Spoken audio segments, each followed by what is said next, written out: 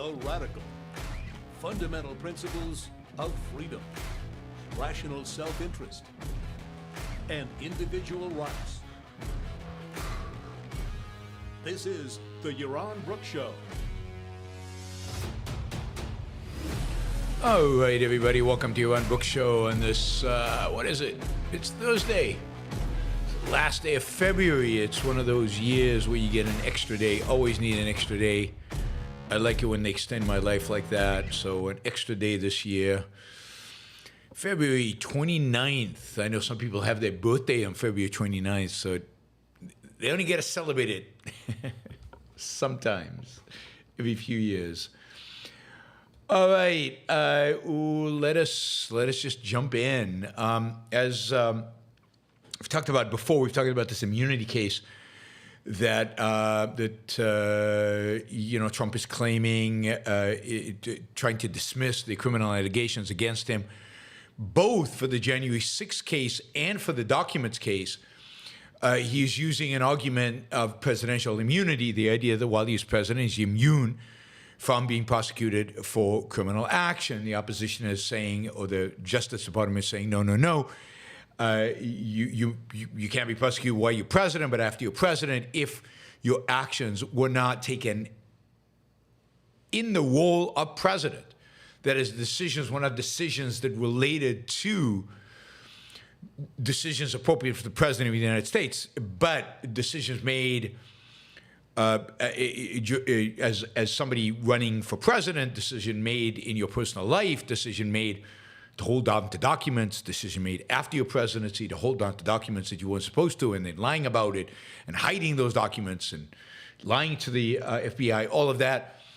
Justice Department saying, no, you can't be immune to that. That would be ridiculous. And that is the debate. Anyway, the Trump appealed this to the district court. The district court ruled in a 3-0 decision. The no presidential immunity does not, they do not accept the expansive interpretation of the immunity.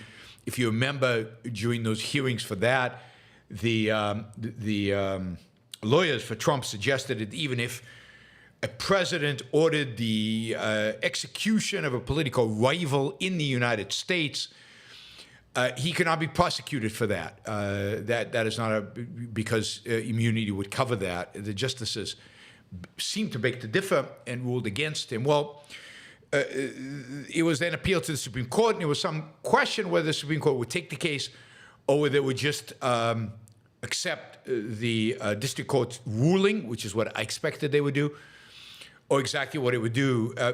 Part of the issue here is timing. The prosecution would like to get this case done before the election. Trump would like to get this case done, even if it is done. He'd like to get it dismissed, but if it's done after the election, and then he can tell the Justice Department to walk away from the case, or during the election, and if he gets elected, he can kind of pardon himself. What he doesn't want to do is get into a position where he's found guilty, can appeal, and even if he wins the election, has to go to jail. I mean, scenarios are mind-boggling in terms of what the possibilities are. Anyway, timing, I guess, is important in order to run the trial and give him time to appeal and everything before the election.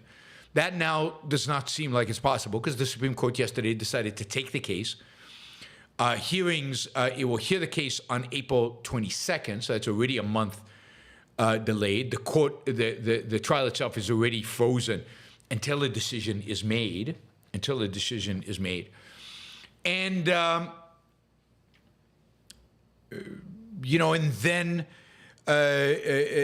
then they'll have to make a decision, and they might make it fast or they might make it slow.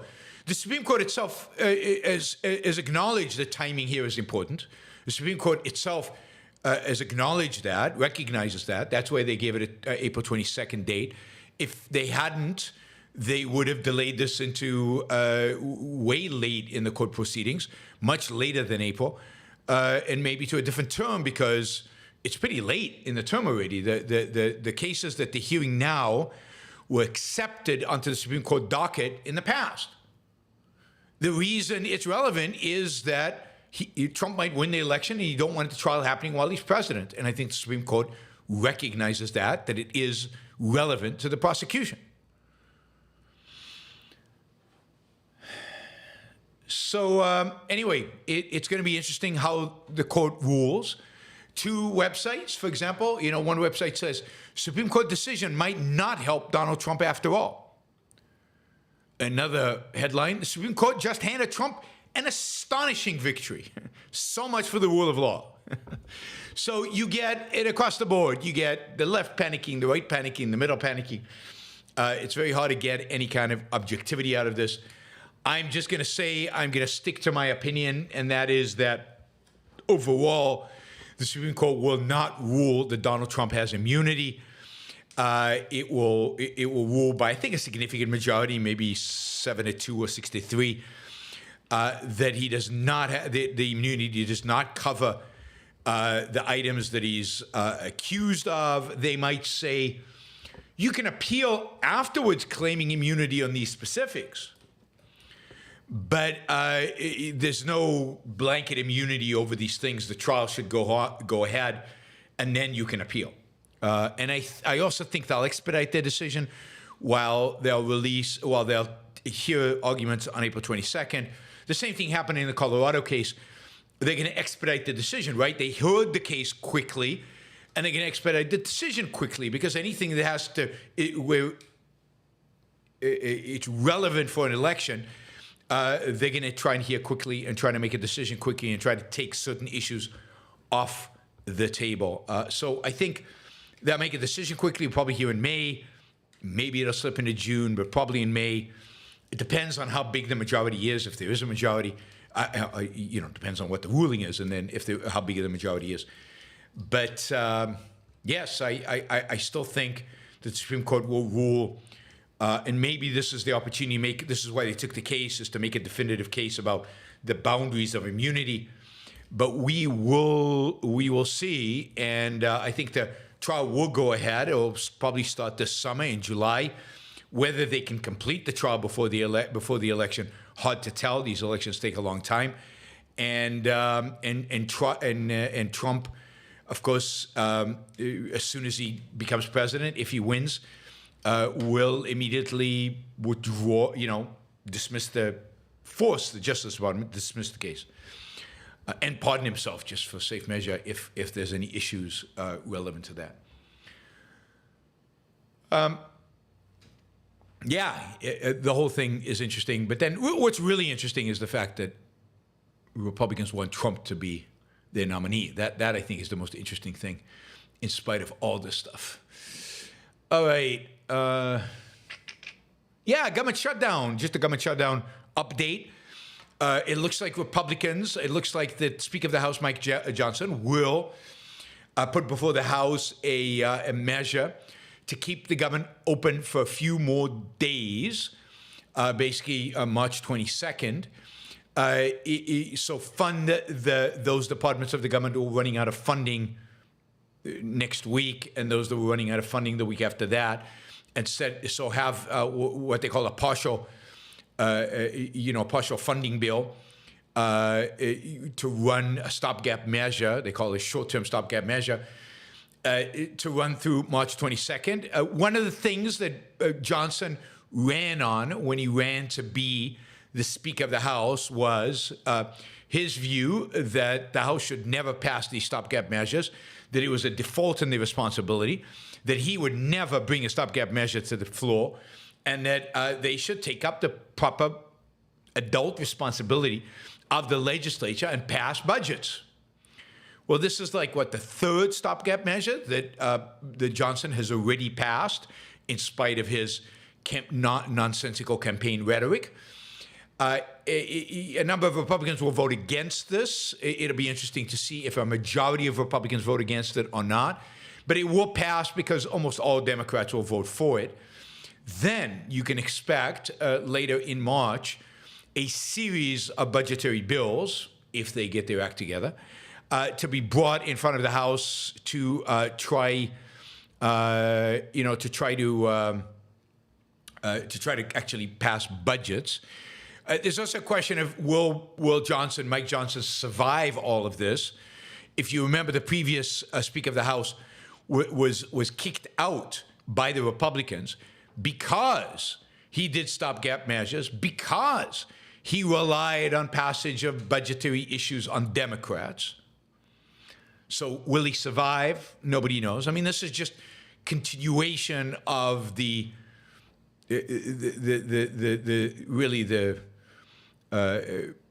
absurdity of House Republicans and their incompetence and their lack of any principles. It would be one thing if they were fighting for a principle and they were going to shut down the government for a principle. I'd be all for that.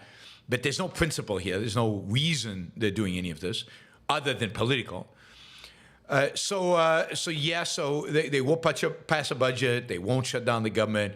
It's an election year after all. Everything is politics. They don't believe in anything, these people.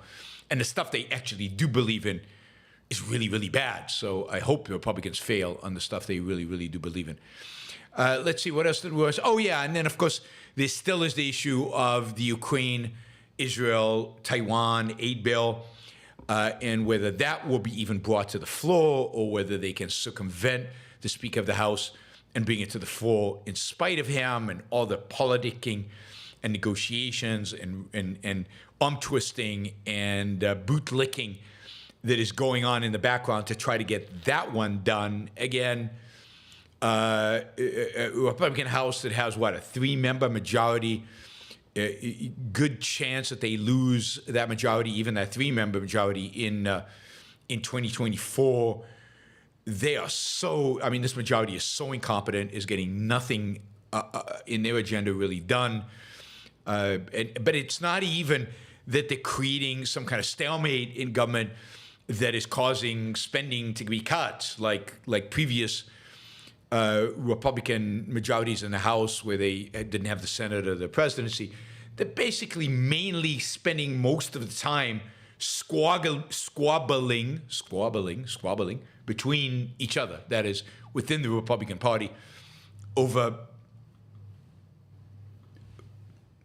BS, I think is the technical term, not over anything important or anything relevant or anything substantive in terms of the role of government, in terms of government spending, in terms of programs the government should support versus others. All right. I know almost nobody wants this story, and certainly nobody wants to acknowledge it and recognize it, but I keep coming back to it, and it keeps popping up in my feed because it's true. And the story is that the U.S. economy is doing okay. It's doing far better than expected, far better than most people think. And it's actually doing, well. The final quarter of last year, the economy grew over 3%. The numbers have just been adjusted downwards a little bit, but it's still over 3%, which is significant on a quarterly basis.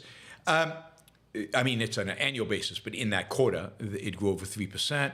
The U.S. economy is growing at the same rate or maybe even a little faster as the greatest economy ever in human history under Donald Trump was growing.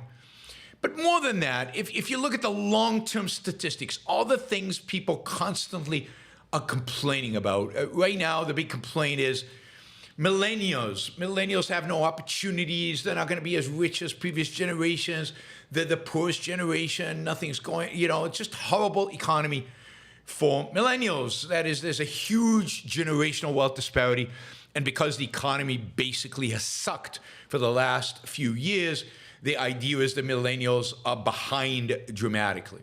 Well, economist Jeremy Hoppendahl has looked at generational wealth, right? So wealth minus liabilities, not just your plus side, but also the liabilities, because the big issue is everybody claims, oh no, the millennials have massive credit card debt, they have student loans, they have all this stuff, and they can't get good jobs, and their jobs suck, and they make very little income, and therefore their wealth is down, and they're screwed. Millennials are screwed. Well, it turns out that if you take everything into account and you do the net wealth, millennials are not the poorest and unluckiest generation in American history. Quite the opposite, it turns out. It turns out that millennials have dramatically more wealth than Gen Xers had at the same age. And of course, Gen Xers had dramatically more wealth than the previous generation, dramatically more wealth than the boomers had at their age. And indeed, the graph is up.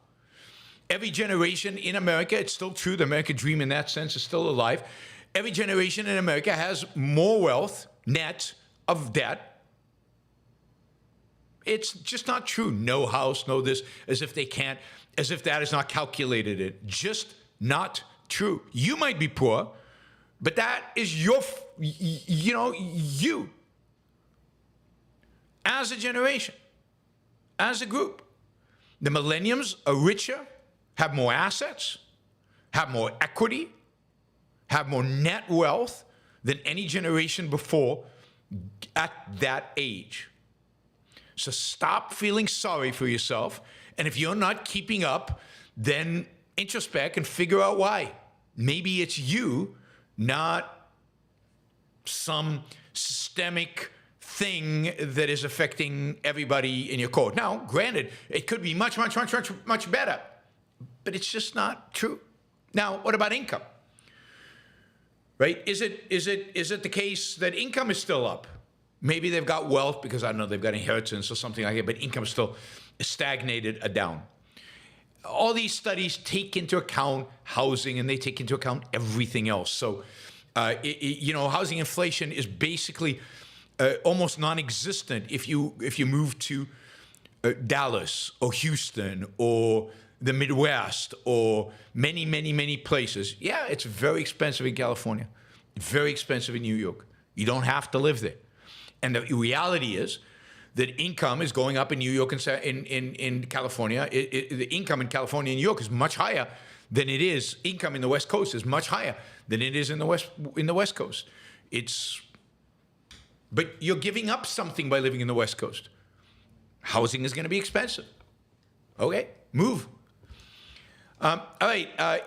So what about income? So the American Enterprise Institute's Kevin Corinth. American Enterprise Institute, not exactly a socialist organization, and economist Jeff Larimore looked at income levels at generations in a variety of ways. They find that each of the past 4 generations had higher inflation-adjusted incomes than did the previous generation. They find that this trend doesn't seem to be driven by any other factors like women joining the workforce or single or multi-family incomes.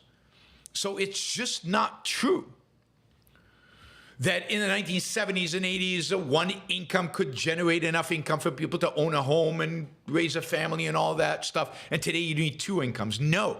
Even when adjusting for 2-income households versus 1-income households, people today are making more money. And indeed, the statistics about married couples and single earners and all of that in the 70s, 80s are not as favorable to the argument as people might think. So the reality is income and wealth are going up. Again, not an excuse to say the economy couldn't be like growing at double the rate, that your income and wealth couldn't be dramatically, not a little bit higher.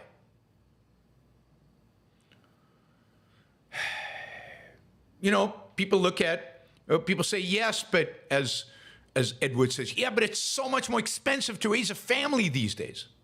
Well, another report by Angela Ricciuti. This is, by the way, from an article in Reason magazine by Veronique Derougy. Not exactly a leftist, but more of a free market type, right? Oh, what the hell? All right. Come on. My computer's giving me problems. Anyway, Angela Rashidi looks at whether decline in marriage, fertility, and the increase in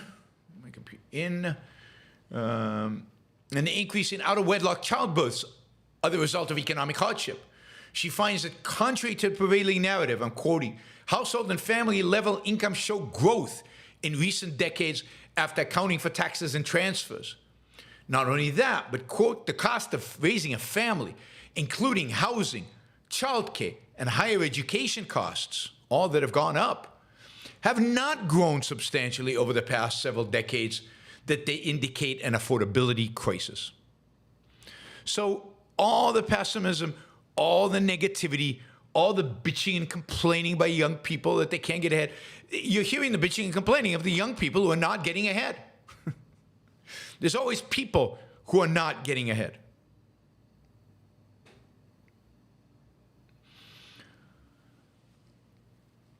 And there's always the group that's not. But the reality is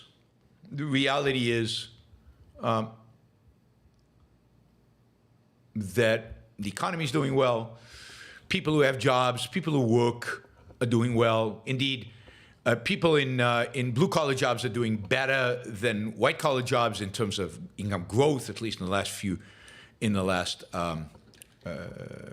8 years or so, 7, 8 years or so. But generally, again, the millennials are doing fine. The millennials, inflation is elevated, and income growth is, pretty much right there with inflation. That's what the numbers show. You can emote that that's not how you feel, and all of the economic pessimism is really grounded primarily in people's emotion or localized experiences. But the reality is that income is matching inflation. Income growth is matching inflation. And certainly has, if you take a perspective of a decade or longer periods of time. And this doesn't take into account, of course, it doesn't take into account the vast increases in technology, which improves quality and standard of life, which are not measured by any economic measure. The fact that you can access all the music in the world, the fact that you can stream all the movies, the fact that you can use your telecommunication device at a marginal cost of zero, the fact that you can search anything you want, or the fact that you can ask ChatGPT for their biased opinion about a variety of different things, that doesn't even come in to any of this wealth calculation. This is just money, just things economists can measure. Millennials are doing fine. All right.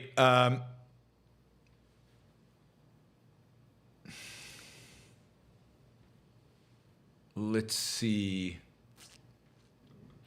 So yeah, we should strive to make things better.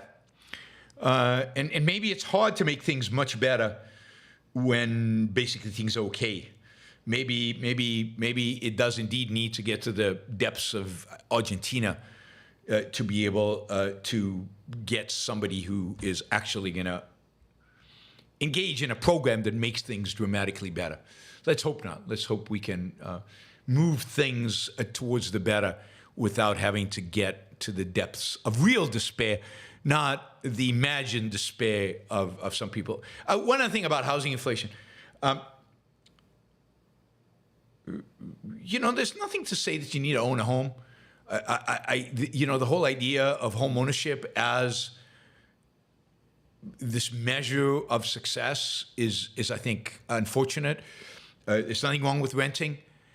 And under certain circumstances, there's certain advantages to renting. So the cost of homes, although the cost of housing, which includes rent, should be calculated, but the actual cost of buying a home is not the only way in which to think about these kind of things.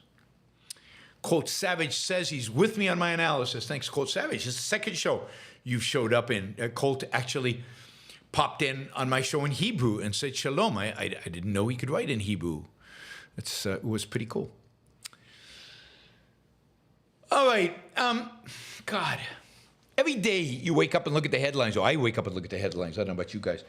And there's some headline about 29,836 deaths in Gaza, or today, more than 100 killed as crowds wait for aid. Hamas-run health ministry says that's not bad because that's a fairly, killed by whom, one might ask. How did they die? It's good. This is on the BBC. I'm shocked. Typically a BBC headline would be more than 100 killed by Israelis as crowd waits for aid, Hamas-run health ministry says. Maybe they'd even skip the Hamas-run health ministry says or put it in a footnote. But now they don't even blame it on Israel yet. They're waiting to see maybe what the facts are. That's a change. That's a change. So I give them credit for that. But it's constant, right? In terms of the death toll and how many numbers. Now, the latest is that Israel has killed more than 30,000. And that's like a big number, 30,000. Wow, there must be a war crime. They've killed 30,000 Palestinians. And it's just absurd. It's not a numbers game. There's no standard by which if you kill 3, that's okay. We're fine. But if you kill 5,000, that's not. But when you kill 10,000, that's okay again. And you know what? What's the calculation? How do you do this? Is it a percentage of the population? Is it, this is really the only war that I can think of. Maybe there are others. I'm sure there probably are others. Where the population is held consciously, purposefully as human shields. It's the only war that I can recall right now where hospitals are used as bases for command and control. It's the only war in which schools, where rockets are being launched from schools. It's the only war where there are explicit hostages, not prisoners of war held in a camp, right? Why aren't the Palestinians, why isn't Hamas following the Geneva Conventions? And why, God damn it, why isn't a single international organization condemning Hamas for not fulfilling the conventions, the war crime conventions? Israel has to. But why aren't these hostages held as prisoners of war? Why are they even held? Most of them are not soldiers. So why isn't there death count, an ongoing death count of how many Ukrainian civilians the Russians have killed? But here, every day, you get a number, as if it indicates something, as if it means anything. Doesn't mean anything. Israel has done more to try to avoid civilian casualties in this war than any military force has ever done in any place ever in all of history. More than even the Americans did during the Iraq War, and that was already ridiculous. And who suffers because Israel does so much to protect Palestinian lives? Israeli soldiers, Israeli mothers and fathers, Israeli spouses, Israeli children that are losing their sons, their husbands, their fathers. And yet there's a daily count. And the daily count, by the way, is produced by, that completely objective, unbelievable organization that cares about objectivity and truth, the Hamas-run health ministry.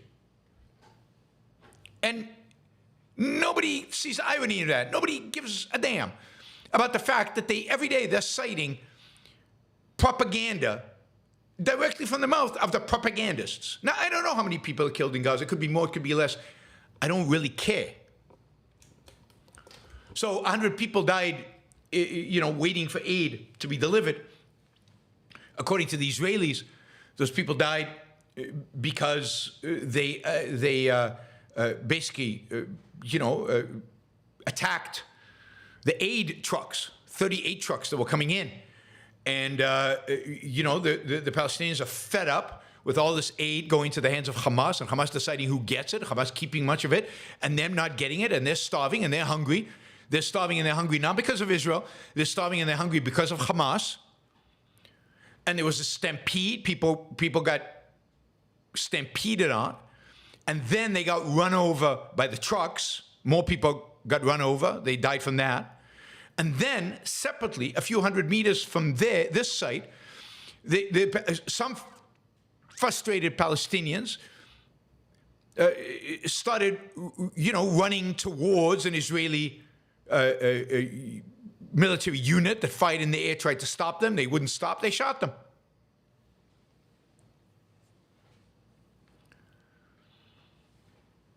But that's not the story the Hamas-run Ministry of Health tells. They're saying, no, Israel just opened fire on people peacefully, taking aid from the trucks. Israel just decided to kill 100 of them. What the hell? This will make good headlines. And of course, Biden and the leader of Qatar, the funder of Hamas, the funder of ISIS, the funder of Al-Qaeda, a terrorist organization as a government. Joe Biden and the Emir Sheikh Tamim al-Hamad, al-Thamni or whatever, of Qatar, discussed the tragic and alarming incident that left more than 100 people killed in Gaza. As if the Qataris care. I mean, the blood of everybody dying in Gaza is on the Qataris. They're the ones who have given safe haven to Hamas. They're the ones who sanctioned Hamas. They're the ones who have given a home to Hamas. They're the ones who funded Hamas. So it's on them. Since all this blood is the responsibility of Hamas and the people who made them possible. The Iranians and the Qataris. In the meantime, in the UK, basically anti-Israeli pro-Hamas mobs are in charge. They get to decide what's going to happen. In Parliament last week, in a display of complete disgrace, members of Parliament were free to vote on a provision regarding Gaza and Israel because they feared for their life. So there was a whole procedural thing and a whole mess and a whole disaster in Parliament because members of Parliament were afraid that if they voted wrong, i.e. anti the mob, they would get killed by the pro-Palestinian, pro-Hamas mob in London or in the UK. These are members of Parliament. It's gotten to the point where basically this mob, the London police is doing very little. Jews are afraid in London to go out of, let's say, synagogue or anywhere that identifies them as a Jew. And the mob, the pro-Hamas mob, is ruling. Yesterday, I think it was yesterday, Sunak, the Prime Minister of the UK, basically said, we can't have this anymore. He said that mob rule is replacing democracy in Britain. I mean, he said that, not me. It's ascending into mob rule. He said he's allocated a new budget for increased police security for members of Parliament, but more broadly, he wants more of a crackdown on these mobs, on these thugs.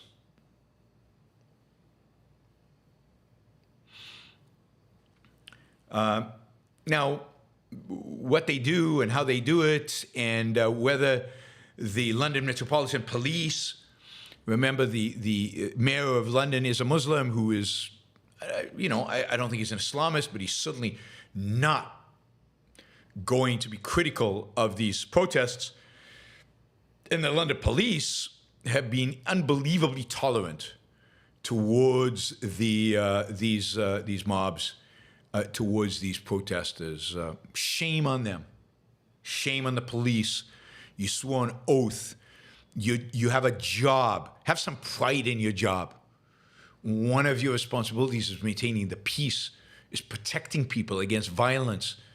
And these protests are violent protests. They need to stop. People need to be arrested. They need to be put in jail. There need to be real consequences for going out in the street of London and threatening British citizens in the streets. All right. All right, some good news, although I'm sure some of you will not view this as good news.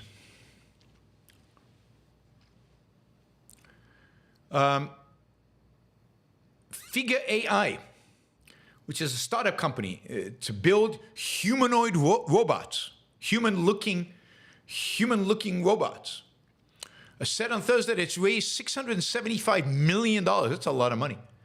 At a $2.6 billion valuation. Investors include Jeff Bezos, NVIDIA, and Microsoft.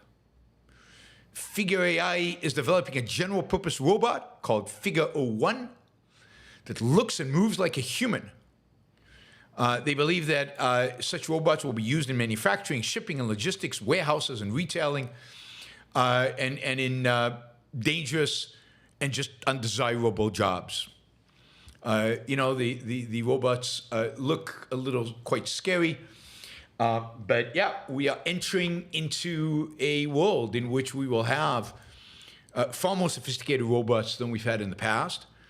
Hundreds of millions, billions actually, billions and billions of dollars are going into a variety of different robotic technologies. There's a Norwegian company that is building a humanoid robot. Of course, Boston Dynamics has many models of various robots. Tesla, the car company, is building a humanoid robot called Optimus. There's going to be vast competition here. This is a huge segment, and incredibly, it could change how work is done in America, work is done in the world. It could take away like mining jobs, really, really dangerous jobs in nuclear power plants. And if you give these robots elements of AI so that they can make simple decisions, you allow them to become dramatically more flexible and do a lot more. This is a really, really exciting, I think, a really, really exciting area. It's still nascent. It's still small. It's still starting. But there's analysts at Goldman Sachs expect the humanoid robot market to reach $38 billion by 2035. So that's what, 11 years. And we'll have more than 250,000 units of humanoid robots shipped in just in 2030. In 2030 alone, 250,000 of these units. So we're not talking about drones. We're not talking about ships. We're not talking about automated production lines. We're talking about robots that look like human beings. And we're talking about 250,000 of them shipped in 1 year, 2030. So I can tell some of you are spooked by this. I can tell some of you are afraid.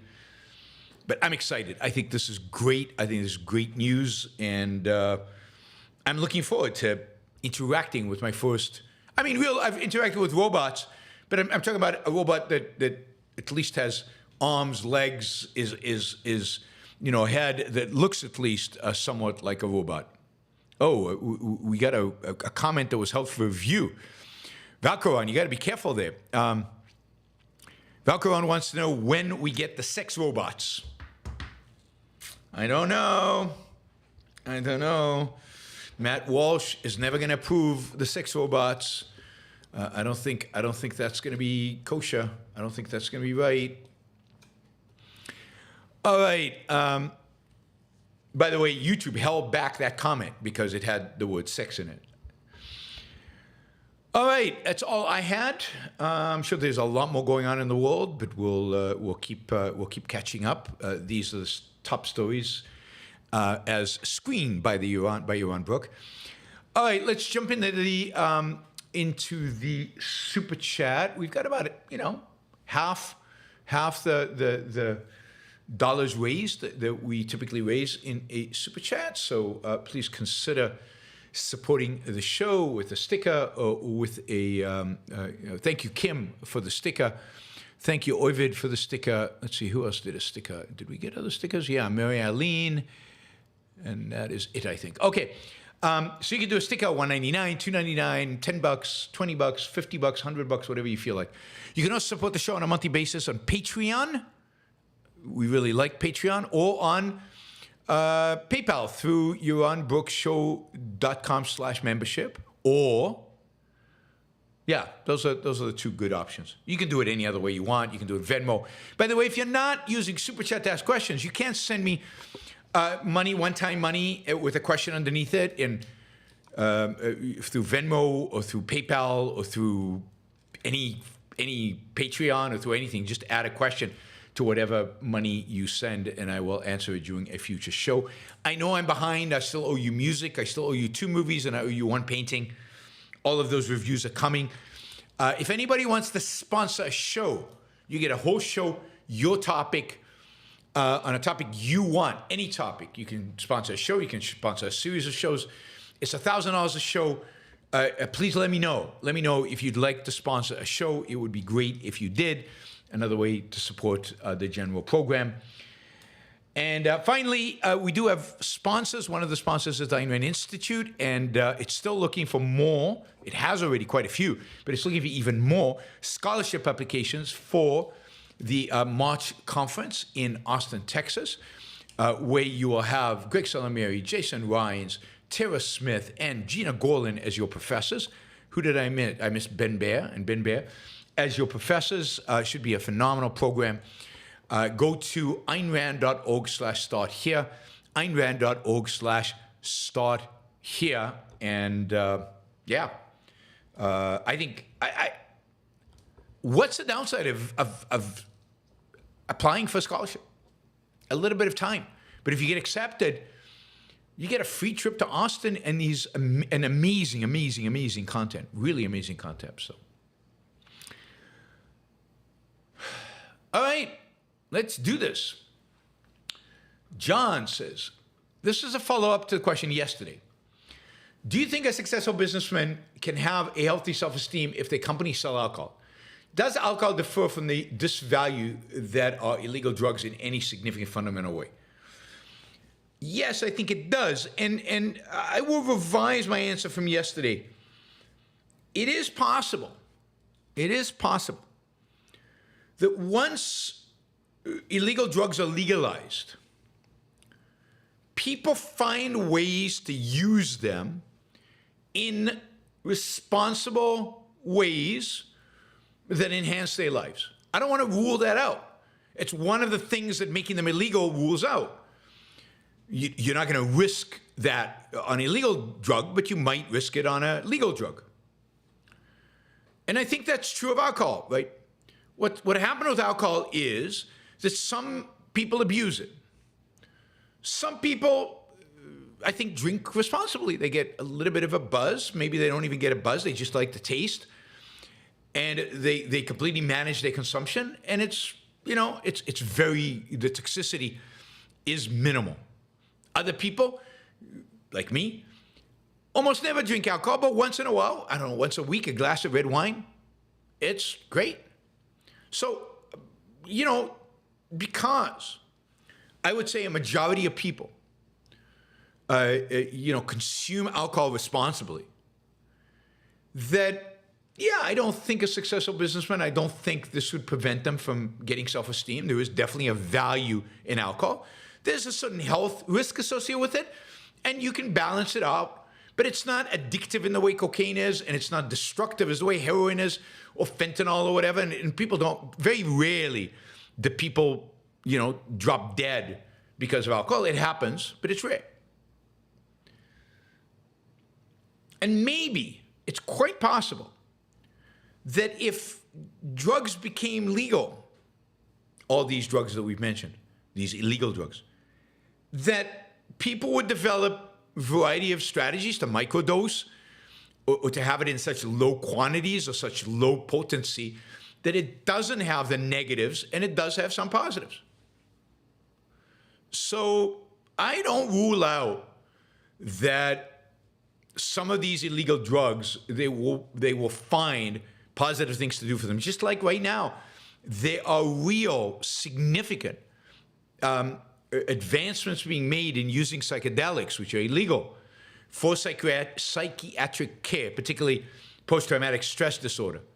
That people go on mushrooms or they go on some form of LSD or microdose of LSD, and they can get over their post-traumatic stress. So, you can't rule that out. And the reality is we won't know. We just don't know until we make it legal and allow people to experiment with it and see what kind of markets are created as a result of it. And if that were the case, if responsible use would develop by a significant majority of the people using the product, then I take back everything I said yesterday about self-esteem with regard to that, right? So it's how it's used. If it's only destructive, then no, you can't get self-esteem. But if there's a productive use to it, then sure. I guess the real question is, can somebody who produces really shitty beer... Anyway, Roosevelt. Happy Leap Day. Today is my stepmother's birthday, so she gets a birthday this year. She is very excited about it. That is cool. Yep. Leap years are fun, particularly for the people who have something to celebrate on this day. Michael Sanders, it seems like judges around the country are trying to stop Trump. Will they succeed? I don't know that judges are trying to stop Trump. Maybe they are. But again, I don't see any of the court cases, except maybe the one about paying hush money to the porn star, which is about to start, the criminal suit is about to start. Except that one, I don't think any of these are frivolous. I don't think any of these are, you could easily say, oh no, this is completely frivolous, completely motivated by politics. Trump flouted the law. He did stupid things, like hide the documents when he knew the FBI was coming to look for them. Like he presented himself as above the law. It would be wrong not to prosecute him, because then it basically says, well, if you're a former president, you can get away with anything, nobody cares. So I don't view it as judges around the country trying to stop Trump. I think January 6th is a legitimate thing to go after him for. The question of whether that is resurrection or whether he should be kept off the ballot is a legitimate thing to consider. Probably the answer is no, he should still be allowed to be on the ballot, but it's not completely nuts to consider it. And indeed, the Supreme Court is looking at it. They would have completely dismissed it if they thought it was completely dismissible. But we'll see. We'll see when they rule. They're going to rule soon. They'll probably dismiss it. They'll probably dismiss it by 9-0 or very close to that, or 8-2 or something, 8-1, 9-2. But yeah, I mean, Trump is a new phenomenon in American politics in just the level of not caring about the law, the level of feeling himself above the law, the level of contempt for the rule of law and for his fellow Americans. I don't think any president ever has had so much contempt for other Americans as Donald Trump has. And for reality, of course.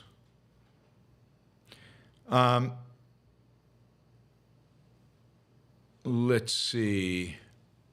So, will they succeed? I don't think that is what will prevent Donald Trump from being president. I think he'll find a way around all that. I think what will prevent him from being president is he'll lose the election.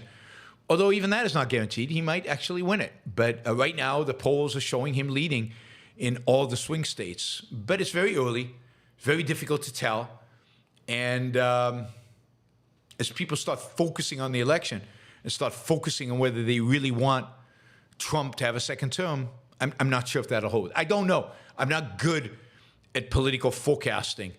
So certainly it didn't surprise me that Trump was elected the first time, but certainly months in advance I didn't expect it. Once it happened, it already built up so much that it seemed like it was going to happen, but months in advance I didn't see it. Michael, does most cruelty boil down to envy?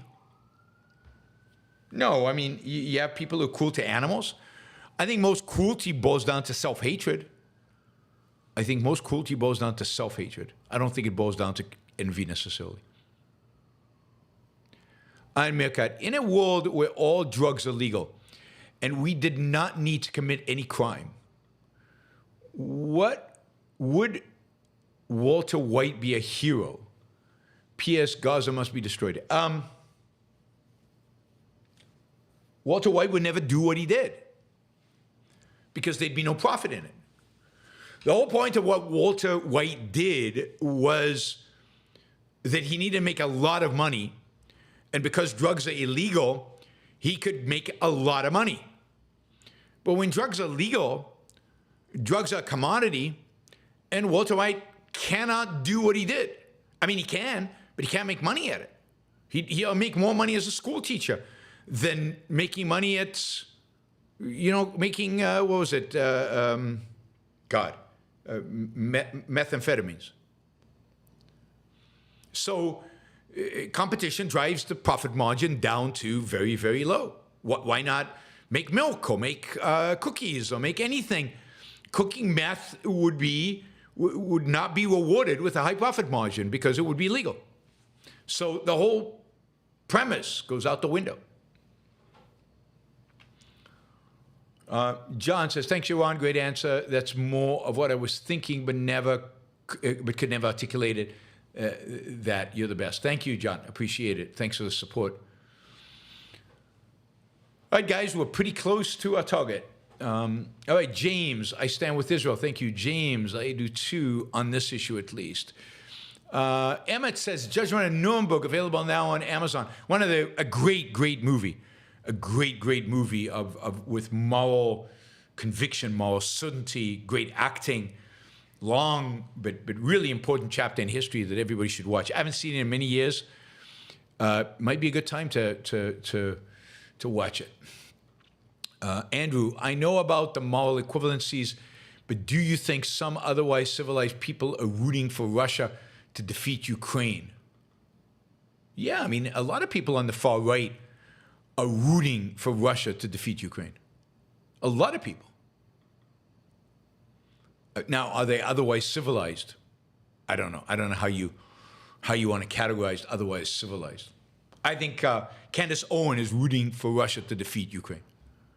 I think at the end of the day, deep down, Tucker Carlson is rooting for Russia to defeat Ukraine. Are they civilized? I don't know.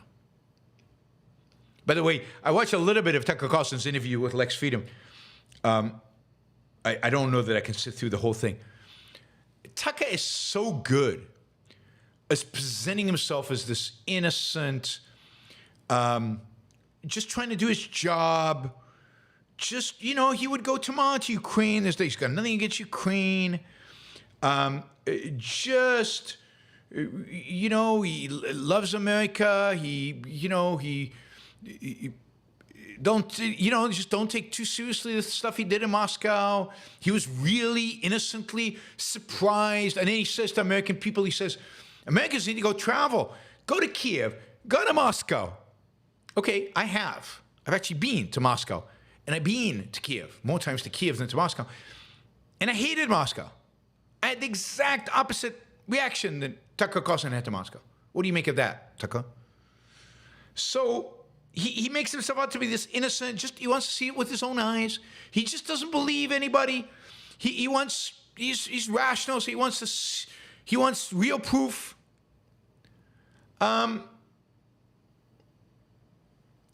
It's sickening how he does this, and then it's so completely divorced from the reality of what he actually does, says, and who he interviews, and what he's done in his show for all these years. Right? He's, he's really disgusting. Really disgusting. I need to open my eyes because Tucker Carlson went to the one exclusive grocery store in Moscow and was impressed by things that it would take a Russian a quarter of their income to buy. I mean, objective facts show that what Tucker Carlson did in Moscow is completely, utterly, unequivocally bogus and nonsensical. And anybody with even just a reasonable mind could figure that exchange rates and income and a bunch of other things are relevant to how much groceries cost in a grocery store. I bet you if you go to Venezuela, socialism, you could fill up your grocery store with goods that are a lot cheaper than New York City. So we should all move to Venezuela? What he did in Moscow was disgusting and despicable, beneath contempt, and he should not get away with it. And and again, I think Lex was too soft on him, but at least Lex asked all the questions, which he did not do with Putin. So I haven't watched the whole thing. I might watch the whole thing. I might have some segments. It's always a pleasure on this show to ridicule and criticize and show how nasty and horrible Tucker Carlson is, and I promise to continue doing that, whether it's through this interview with Lex or other means. All right, Savannah says, did you see Mitch McConnell announce his stepping down from the speakership? Yeah, I did. I didn't mention it in the news because it's just not that important. Mitch McConnell has been a middle-of-the-road, kind of neither here nor there, Republican, forever, standard, fair. He's basically leaving, one, because he's old, he's 82, but he's the same age as Biden, and only a little older than Trump, and yet he's retiring. And but he's really retiring because the Republican Party, has moved on.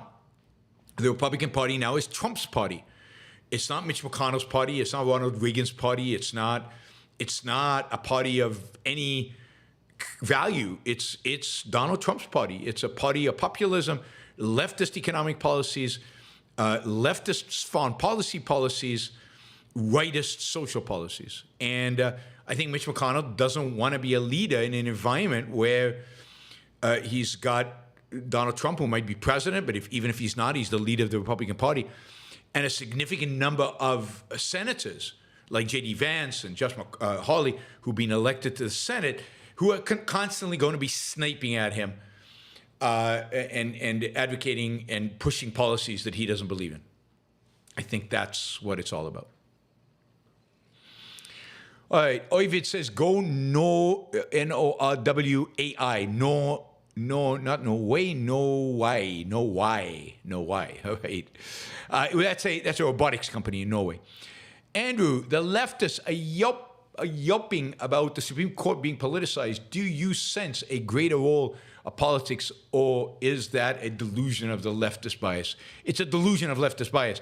There's no question the leftist bias. I mean, look, the district attorney in New York ran on a pledge to prosecute Trump.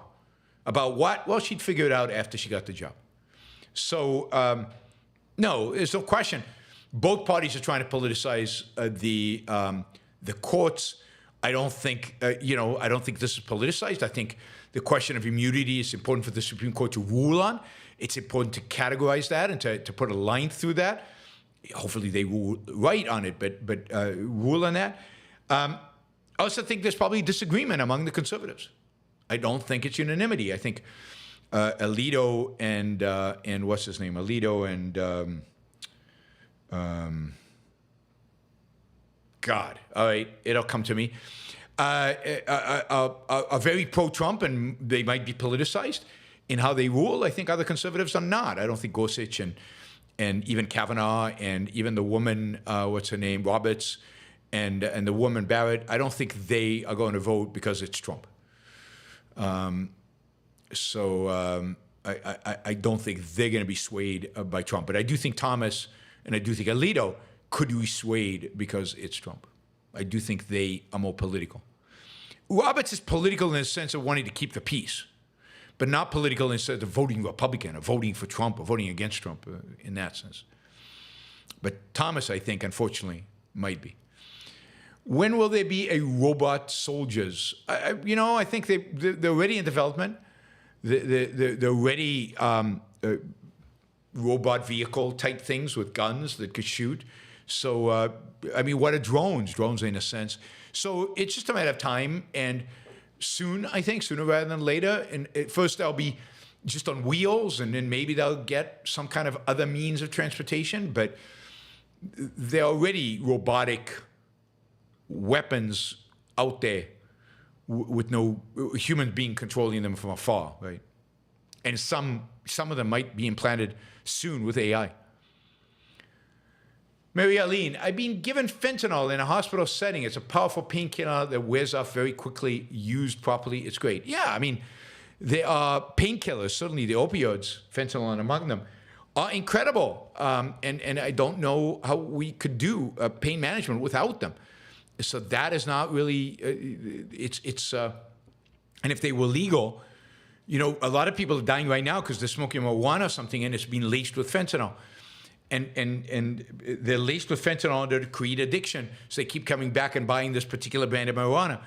But sometimes they put too much fentanyl and they kill them. So, but if it was legal, there would be quality control of all these things. That's what legality provides, quality control of our products. Mika, Trump or Biden, coronavirus on both their houses. Coronavirus is too mild. Sorry. Something harsher than coronavirus. Mika, Comrade Tucker is the Elsworth Toohey of the right. He knows what he's doing. I agree. I mean, I don't think anybody's quite as conscious of their own evil as Elsworth Toohey is, but he's of that ilk. He's definitely an Elsworth Toohey. Fender Hopper, Jon Stewart has returned to The Daily Show and Comedy Central. Might be worth checking out. He had a great piece on Tucker and Trump and Biden being very old. Free on YouTube. He's great via this medium. Thanks, Fender Hopper. Yeah, he is. He can be very funny. He's too much of a leftist, but he can be very funny. All right, on some issues, he's particularly good. Thank you, guys. I will see you all tonight. Don't forget tonight. We've got a great doctor, a real world-class expert on IVF. We'll talk about embryos. We'll talk about IVF. We'll talk about fertility. We'll talk about abortion bans. We'll talk about all of that. I'm looking forward to it. If you have any questions about these issues, are embryos alive? What does it mean for IVF that embryos are categorized as human beings? Does that change anything in terms of fertility treatment? Can the Republicans fix this? Recognize that embryos are alive, but also have IVF? Is there an IVF where they don't throw away any embryos? Is any of that possible? Those are great questions for tonight. 7 p.m. East Coast time. I'll see you all there. Thank you. And yeah, see you soon. Bye, everybody.